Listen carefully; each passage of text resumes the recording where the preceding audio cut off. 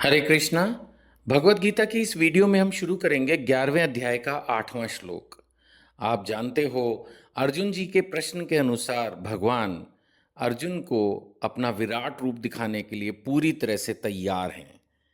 इस श्लोक में भगवान कहते हैं, किंतु तुम अपनी इन आंखों से नहीं देख सकते, अतः मैं तुम्हें दिव्य आंखें दे रहा हूं।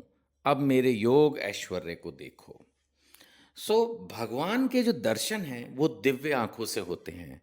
भगवान के जो दर्शन हैं कई बार वो भक्तों के माध्यम से भी होते हैं। ऐसा कई बार हमारे साथ हुआ कि हम किसी शहर में गए हैं और एक बहुत अच्छे भक्त ने भगवान के बहुत सुंदर दर्शन करवाए। तो एक तरह से उस भक्त ने भी हमें दिव्य नेत्र प्रदान किए। कईयों को पता ही नहीं होता कि यहाँ भगवान की इतनी सुंदर दर्शन अवेलेबल हैं। अनेक सुंदर सुंदर मंदिर हैं और कई मंदिरों के बारे में सिर्फ कुछ खास भक्तों को ही पता होता है। भक्तों की कृपा से हमें भी भगवान के दर्शन होते हैं और यहाँ अर्जुन को स्वयं भगवान दिव्य नेत्र दे रहे हैं और वो भगवान के दर्शन कर पा रहे हैं। अब बहुत देर बाद संजय जी ने कुछ कहा। संजय उवाच। आप देखेंगे ज्यादातर अर्जुन जी बोल रहे हैं और कृष्ण बोल रहे हैं। संजय बिल्कुल शुरू में आए थे, अब एक बार फिर से आए हैं संजय, और उन्होंने कहा, हे राजा, इस प्रकार महायोगेश्वर भगवान ने अर्जुन को अपना विश्व रूप दिखलाया। अब 10वां और 11वां वहां बताया जा रहा है कि अर्जुन ने इस रूप में क्या देखा? असंख्य मुख, असंख्य नेत्र, असंख्य आश्चर्य में दृश्य देखे। उन्होंने अनेक दैवी आभूषणों से अलंकृत था। यह जो रूप था भगवान का, ये अनेक दैवी आभूषणों से अलंकृत था। दैवी मैंने हमेशा कहा है, दैवी माने दिव्य, डिवाइन।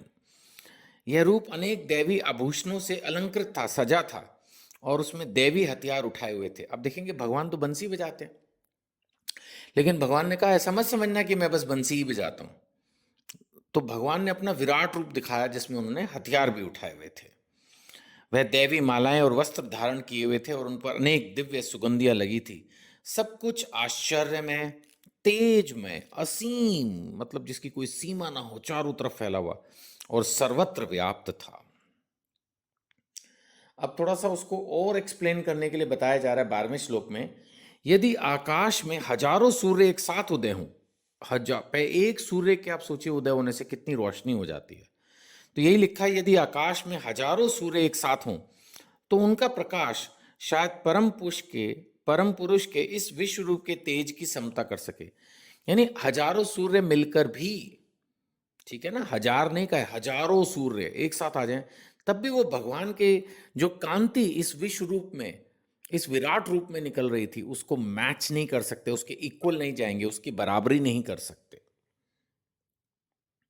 13वें श्लोक में बताया जा रहा है कि उस समय अर्जुन भगवान के विश्व रूप में एक ही स्थान पर स्थित हजारों भागों में विभक्त ब्रह्मांड के अनंत अंशों को देख पाया। अनंत अंश ब्रह्मांड के। प्रभुपाद जी लिख रहे हैं, प्रभुपाद जी दिव्य व्यक्ति हैं, साधारण व्यक्ति नहीं है। वो लिख रहे हैं कि ऐसे अनेक अनेक ब्रह्मांड है। अब जैसे हम धरती पर हैं तो ये मिट्टी से बनी है। प्रभुपाद जी लिख रहे हैं कि कुछ ब्रह्मांड ऐसे हैं जो मिट्टी के हैं, तो कुछ जैसे यहाँ चारों तरफ मिट्टी से बने हुए ब्रह्मांड है, ऐसे कुछ प्रभुपाद जी लिख रहे हैं सोने के ब्रह्मांड है, कुछ रत्नों के ब्रह्मांड हैं, और कुछ बहुत बड़े हैं तो कुछ छोटे हैं। तो सोचिए कि प्रभुपाद जी कितने दिव्य हैं।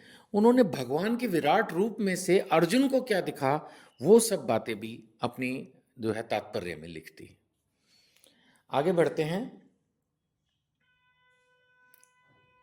14वां श्लोक है, तब मोहग्रस्त और आश्चर्यचकित रोमांचित हुए अर्जुन ने प्रणाम करने के लिए मस्तक झुकाया और हाथ जोड़कर भगवान से प्रार्थना करने लगा।